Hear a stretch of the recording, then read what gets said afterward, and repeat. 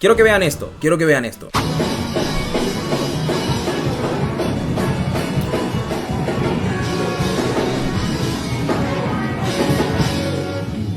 Dice, los pastores que dicen que tatuarse no es cuidar el templo. Y evidentemente ahí podemos observar que pues los pastores pues físicamente muy cuidados pues no están que digamos. Entonces aquí me vino algo bien interesante, que me gustaría comentar, ya que es un tema que a mí me afecta directamente, ya que yo creo en Dios y estoy tatuado. Y a mí justamente me hicieron acusaciones pastores en iglesias y que me insultaron directamente, sin decirme una mala palabra, pero prácticamente insultos en cristiano, por así decirlo, por tener tatuajes, por estar tatuado. Y a mí me pareció muy gracioso y empecé a informarme si realmente tatuarse es pecado o no es pecado. Tatuarse está bien o no está bien. Respuesta corta del asunto: depende de la naturaleza de tus tatuajes. Respuesta otra sencilla: tatuarse per se no es pecado. Tatuarse per se, la tinta en tu piel, no es un pecado. Entonces ahora voy a argumentar y les voy a explicar cómo es el asunto. En la única parte en toda la Biblia en la que mencionan los tatuajes es en Levítico. Es en Levítico, una parte en la que dicen y mencionan, creo que Dios estaba hablando pues con el pueblo de Israel y les empezó a dar una serie de leyes, de reglas que tenían que seguir, en las cuales le decía que para distinguirse de los pueblos de ese entonces, ellos no tenían que hacer ciertas cosas que esos pueblos hacían para venerar a otros dioses. Entonces, en la Biblia se menciona los tatuajes que los otros pueblos se hacían en honor a los muertos y para venerar a otros dioses, y mutilaciones en la piel. Entonces, cosas que hacían otros pueblos para venerar a otros dioses. No la tinta per se. Era para venerar a otros dioses.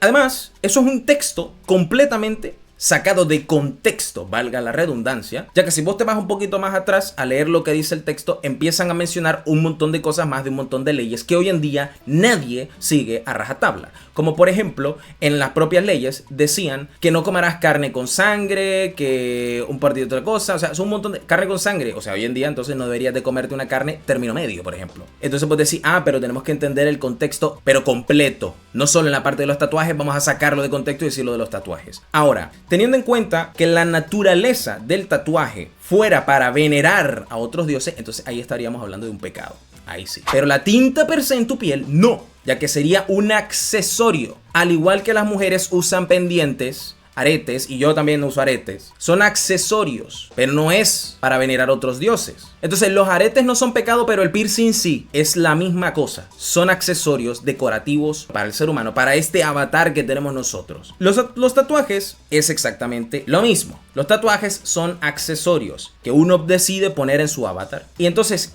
al darnos cuenta que los tatuajes son accesorios y que no podemos simplemente sacar un texto de Levítico de contexto, porque si tuviéramos que seguir a rajatabla todo lo que dice Levítico, entonces tendríamos esclavos, entonces se podrían apedrear a una mujer por ser infiel o algo así, no podríamos comer carne término medio, no podríamos cortarnos la barba, no podríamos cortarnos el pelo, no podríamos hacer un montón de cosas si tuviéramos que seguir la ley de Levítico a rajatabla. Entonces entendemos que hay un contexto histórico ahí y que entonces no tenemos que seguirlo a rajatabla completo. Ahora, ¿cuándo es pecado? Tenemos que definir primero qué es un pecado. El pecado no es externo, el pecado es interno. El pecado es lo que yo hago, la voluntad con la que yo hago las cosas. Entonces eso es algo bien interesante porque lo vi en un video que se los voy a recomendar bastante.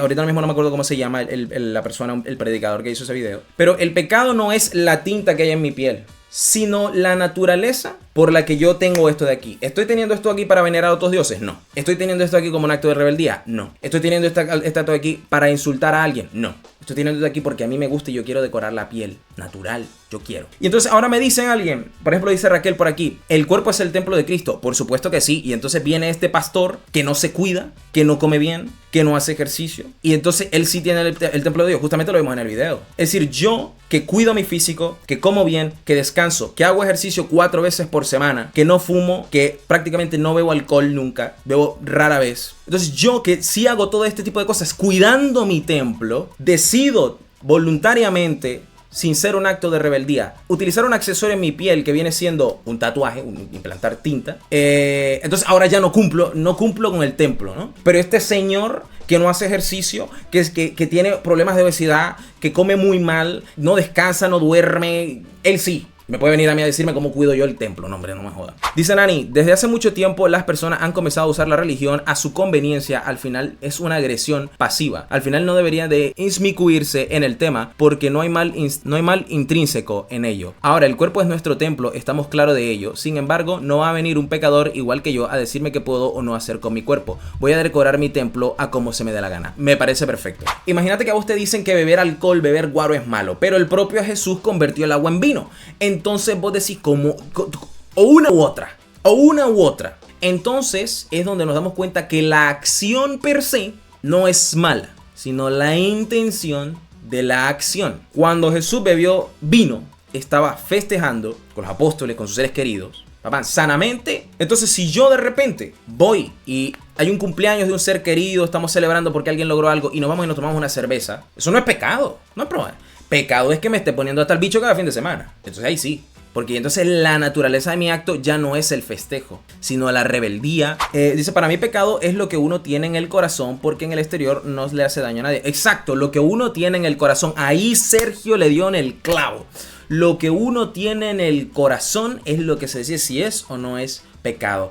Lo que uno tiene en el corazón, eso no es pecado. ¿Ya me entendés? Porque hay muchos actos, pero el acto per se puede o no puede ser pecado. Por ejemplo, el acto de matar. Matar, por ejemplo, ¿no? Matar, decimos que matar es pecado. Hay gente que dirá sí directamente, pero no te dirá depende. Imagínate que yo estoy en mi casa, que estoy con mi mamá, estoy con mi hermana, que es una niña, y que tenga a mi pareja y a una hija mía, por ejemplo. Hay 4 mujeres en casa, o un niño pequeño, lo que sea. Estoy con mi familia, con personas que pueden ser vulnerables, como mi hermanita, o si yo tuviera una hija. Y que entre una persona y quiera agredirlos a ellos. Y en defensa yo de mi familia y de mis seres queridos, termine yo arrebatándole la vida a esta persona que vino a agredirnos a nuestra casa. Entonces yo maté a alguien. ¿Se podría considerar pecado eso? Yo creo que bajo ningún concepto debería de poder ser considerado eso un pecado, ya que la naturaleza del acto es defender a mis seres queridos, no agredir al prójimo. Me gustaría hacerle una crítica constructiva a la gran mayoría de pastores y a la gran mayoría de iglesias que hay por allá, sobre todo en Latinoamérica, en Nicaragua, que al final ustedes se suponen que son los que deberían de estar predicando la palabra de Dios, y la gran mayoría de ustedes a lo que se dedican es a criticar y a juzgar al prójimo. Y personas como yo,